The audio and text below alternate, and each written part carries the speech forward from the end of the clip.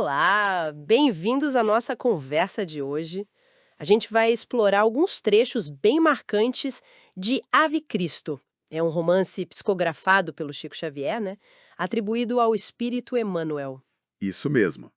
E a história se passa lá no Império Romano, uma época, bem no comecinho do cristianismo primitivo. É um cenário fascinante. Sem dúvida.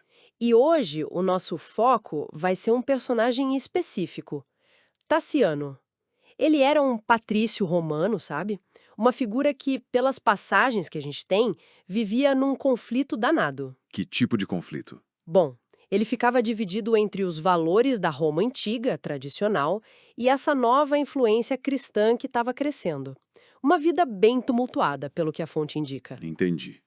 Então os temas que a gente vai ver são tipo conflito interno, destino, perda, fé também, imagino. Exatamente. E como essas coisas se cruzam de maneiras surpreendentes na vida dele. É uma narrativa cheia de emoção, dilemas morais bem fortes. Vamos mergulhar nesse então. Para começar, o conflito já nasce em casa, né? Sim, total. O Tassiano é filho do Quinto Varro, que simpatizava com os cristãos, e da Cíntia, que era super devota aos deuses romanos. E a mãe não queria saber de cristianismo para ele. De jeito nenhum. Ela chega a dizer, Tassiano jamais será cristão. Essa oposição toda acaba forçando o pai, o Varro, a ir embora. Ele até muda de nome, passa a viver como Corvinho. Nossa, e isso planta a semente da resistência no Tassiano, imagino. Com certeza. E essa resistência aparece de forma bem violenta mais tarde. Tem um episódio em Lyon, na atual Lyon, né? Tassiano fica muito doente. Ah, eu li essa parte. Ele é cuidado por alguém, mas não sabe quem é? Exato. E quem cuidava dele, anonimamente, era o próprio pai, o Corvino. Mas aí, quando um grupo de órfãos cristãos vai visitá-lo, a reação dele é terrível. O que ele faz? Ele explode, grita, fora daqui, víboras do monturo.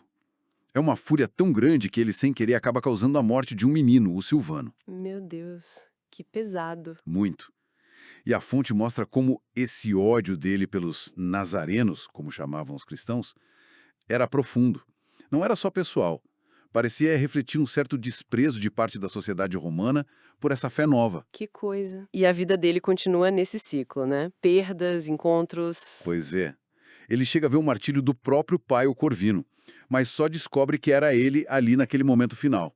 Quem conta é um ex-soldado, Flávio Súbrio. Nossa, eu imagino a cabeça dele. Admirar o pai, mas desprezar a fé que o levou àquilo. Exatamente. Essa ambivalência é muito forte na narrativa. A fonte, né, Emmanuel, parece querer mostrar justamente esse choque. A honra romana versus o sacrifício cristão. Faz sentido. Depois disso, ele até encontra um período de felicidade, sabe? Se apaixona por Lívia, tem uma filha, Blandina. Parece que vai ter paz. Mas a sombra do cristianismo não some, né? Não some. E volta de forma trágica de novo.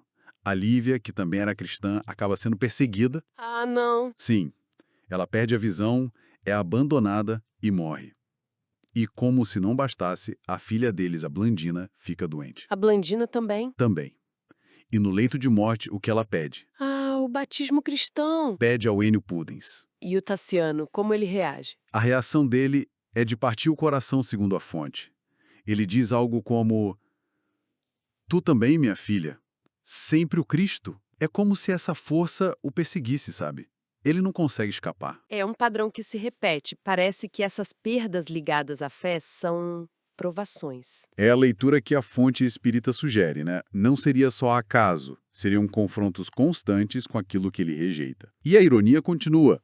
Logo depois da morte da filha, ele sofre um acidente numa corrida de bigas e fica cego. O próprio Tassiano fica cego. Cego. E aí ele vai para Roma buscar ajuda. Isso.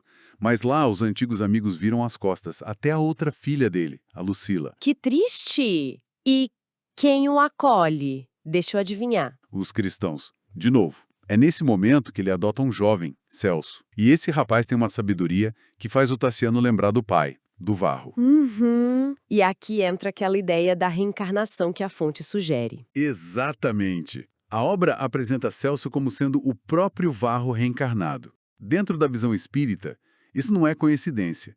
É um reencontro arranjado espiritualmente, talvez. Uma chance para o Tassiano revisitar tudo aquilo, mesmo sem saber. Uma oportunidade de resgate, talvez. Pode ser.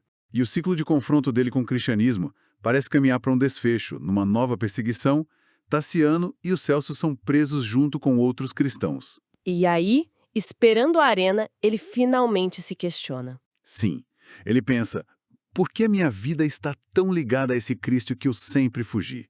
É o auge da crise interna dele. E o Celso ainda diz palavras de coragem, né? Diz, antes de serem separados, ele fala, coragem, meu pai, estaremos juntos. A morte não existe e Jesus reina para sempre. É o contraponto total à visão de mundo do Tassiano. É a afirmação da vida espiritual, que é central na mensagem da obra. Uau! Que trajetória, hein? A vida do Tassiano, por esses trechos, é uma mistura de resistência, tragédia e uma conexão quase forçada com a fé que ele combateu. Perfeito. E é importante lembrar que Ave Cristo mostra tudo isso por uma lente espírita, né? Sugerindo que as ações, a resistência, o sofrimento dele, tudo pode ter consequências mais profundas, talvez ligadas a aprendizado, a vidas passadas, o que alguns chamam de karma. A relação com o Celso sendo Varro reencarnado seria um exemplo disso. Exatamente. E a análise que a gente fez desses trechos termina antes da gente saber o que acontece com Tassiano na arena. Fica aquela pergunta no ar. Verdade. O que será que espera por alguém que viveu essa batalha interna tão forte e agora, no limite, encara de frente a fé que passou a vida inteira rejeitando? Fica para a gente pensar, né? Talvez a própria resistência dele tenha, de um jeito meio irônico, criado o caminho direto para esse confronto final.